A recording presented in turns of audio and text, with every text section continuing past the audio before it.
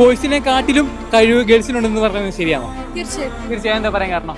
തീർച്ചയായിട്ടും പറയാനായിട്ടുള്ള റീസൺ നമ്മളിപ്പം എല്ലാവരും പറയും ബോയ്സിനായിരിക്കും സ്ട്രെങ്ത് കൂടുതൽ ബോയ്സിനാണ്.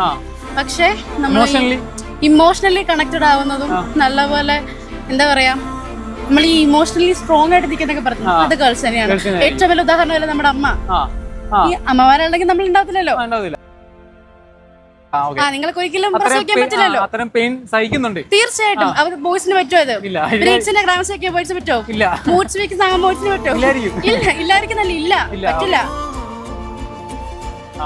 നോക്കണം.